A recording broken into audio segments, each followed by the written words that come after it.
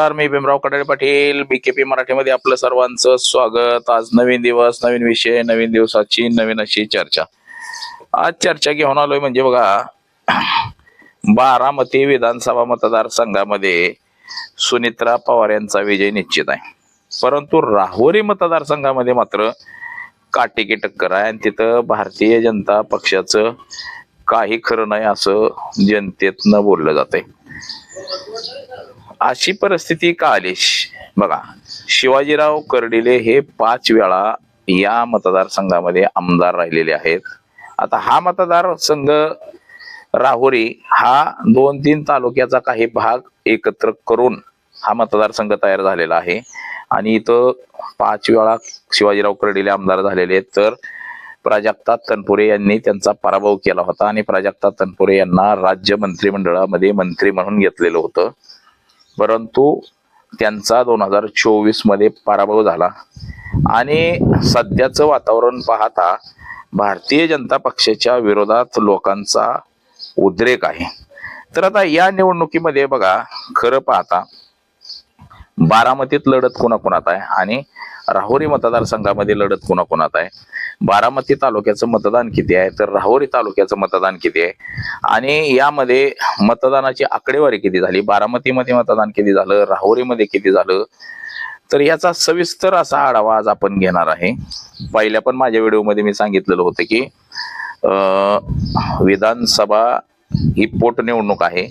अजित पवार यांच्या निधनानं बारामती विधानसभेची निवडणूक लागली, तर राहुरीमध्ये शिवाजीराव कर्डिले भाजपचे आमदार यांच्या निधनानंतर ही निवडणूक लागलेली आहे आणि या मतदारसंघांमधलं दोन्ही पण वातावरण ढवळून निघालेलं होतं। पण बारामती हा पवारांचा बालेकिल्ला आहे आणि या तालुक्यामध्ये सक्षम असा उमेदवार उभा नाही, म्हणजे जो काँग्रेस पक्षाचा मोरे म्हणून उमेदवार होता त्यांनी काँग्रेस पक्षाच्या वरिष्ठांच्या आदेशानं माघार घेतलेली आहे आणि त्यामुळे काहीशी ही बारामतीची निवडणूक ही एकतर्फी झाली। परंतु राहुरी विधानसभेची जी निवडणूक आहे ही निवडणूक चुरशीची निवडणूक आहे आणि त्याच्याच विषयी आज आपण चर्चा करणार आहोत। तर चला, सर्वप्रथम आपण जर चॅनल सबस्क्राईब केला नसेल तर चॅनल सबस्क्राईब करावा ही सर्वांना विनंती आणि चला चर्चेला सुरुवात करूया। राहुरी आणि बारामती विधानसभा निवडणूक 2026 पोटनिवडणूक, या निवडणुकीमध्ये मतदानाची जर आकडेवारी आपण पाहिली तर फार कमी मतदान झालेलं आहे। आता ह्याच्यामध्ये असं म्हणता येईल का की बाबा बारामतीमध्ये कमी मतदान झालं, याचा अर्थ असा आहे की विरोधात उमेदवार चांगला सक्षम नसल्यामुळे कमी मतदान झालंय का, म्हणजे हा सुद्धा विषय आहे। त्याचबरोबर राहुरीमध्ये सुद्धा गेल्या वेळेस 70% मतदान झालं होतं, परंतु आता मात्र ते 55% मतदान आलंय, म्हणजे 55% फक्त मतदान झालेलं आहे। तर बारामतीमध्ये 58% 27 पॉईंट एवढं मतदान झालेलं आहे, म्हणजे बारामतीचं कधी काळी 70%पेक्षा पुढे जातं, 70-76% होतं। राहुरीमध्ये सुद्धा तसंच झालं होतं 2024च्या विधानसभेमध्ये, परंतु आता मात्र आकडेवारी कमी झालेली आहे। आता बारामतीमध्ये मतदान कमी होण्याचं कारण म्हणजे बारामतीमध्ये विरोधी पक्षाचा उमेदवार हा सक्षम नाही असं लोकांचं मत आहे, परंतु जे उमेदवार आहेत त्या उमेदवारांना तरी संधी दिली पाहिजे। 20-22 उमेदवार आहेत। आता या ठिकाणी सर्वात महत्वाचा म्हणजे अभिजित बिचकुले म्हणून जे उमेदवार आहेत साताऱ्याचे, हे चर्चेचा विषय असतात। तसंच करुणा मुंडे, धनंजय मुंडे यांची पत्नी, ही सुद्धा या मतदारसंघामध्ये उभी आहे आणि ती सुद्धा चर्चेचा विषय आहे। त्यांनी थोड्याफार प्रमाणामध्ये प्रचार केलेला होता, परंतु नागरिकांनी म्हणावं असं त्यांना काही पाठबळ दिलेलं आपल्याला दिसत नाही। 4 तारखेच्या मतदानामध्येच आपल्याला कळेल की ह्यांना किती मतं पडतात हे कळेल, परंतु राहुरी मतदारसंघ मात्र हा पहिल्यापासूनच चर्चेचा विषय ठरलेला आहे। राहुरी मतदारसंघाची निवडणूक जाहीर झाली आणि तेव्हापासून असं वाटत होतं की प्राजक्ता तनपुरे विरुद्ध अक्षय कर्डिले अशी निवडणूक होईल, परंतु ही अशी झालेली नाही। शिवाजीराव कर्डिले यांचे चिरंजीव यांनाच भारतीय जनता पक्षाने उमेदवारी दिली, तर या ठिकाणी प्रामुख्याने लढत ही शरद पवारांची राष्ट्रवादी आणि भारतीय जनता पक्ष अशी, म्हणजे तुतारे आणि कमळावरती निवडणूक होती। परंतु प्राजक्ता तनपुरे यांनी अचानक माघार घेतली। प्राजक्ता तनपुरे यांच्यावरती ईडीची कारवाई झाली, ईडीच्या चौकशा सुरू होत्या आणि त्यांना देवेंद्र फडणवीसांनी सांगितलं की तुम्ही जर या निवडणुकीमध्ये आम्हाला जर पाठिंबा दिला, आम्हाला जर मदत केली, तुम्ही उघड करू नका, फक्त उमेदवारी अर्ज दाखल करू नका आणि शांत राहावा। तुमच्या ईडीच्या चौकशा आम्ही मिटवतो. आणि तसं करून ते ईडी बघा, त्यांनी उमेदवारी अर्ज मागे घेतला प्राजक्ता तनपुरेने की लगे 2 दिवसात ईडीचा क्लोजअप रिपोर्ट आला की प्राजक्ता तनपुरे निर्दोष आहे. अशा पद्धतीचा ईडीचा रिपोर्ट आला आणि कोर्टातून सुद्धा बरी केलं गेलं. म्हणजे हे भारतीय जनता पक्षाची स्ट्रॅटेजी आहे की ईडी सीबीआय हे मागं लावायचं आणि माणसाला ब्लॅकमेल करून आपलंसं करून घ्यायचं. अशा पद्धतीचं हे सगळं वातावरण आहे.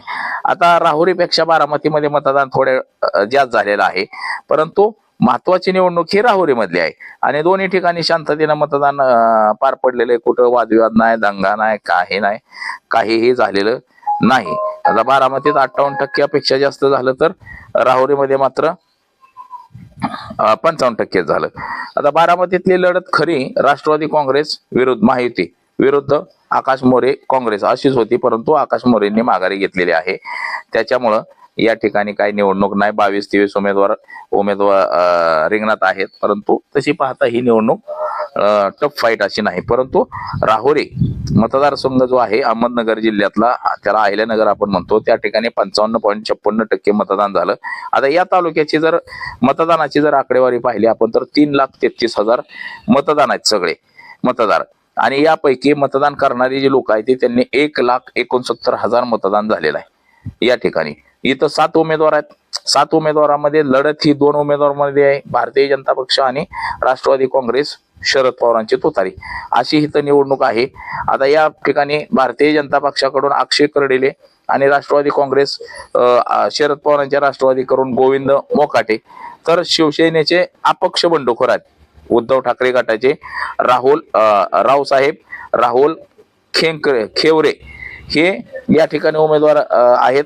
म्हणजे एकंदरीत 7 उमेदवार सध्या निवडणुकीच्या रिंगणात आहेत. 7 उमेदवार निवडणुकीच्या रिंगणात आहेत. त्याच्यामध्ये वंचित बहुजन आघाडीचा सुद्धा उमेदवार आहे.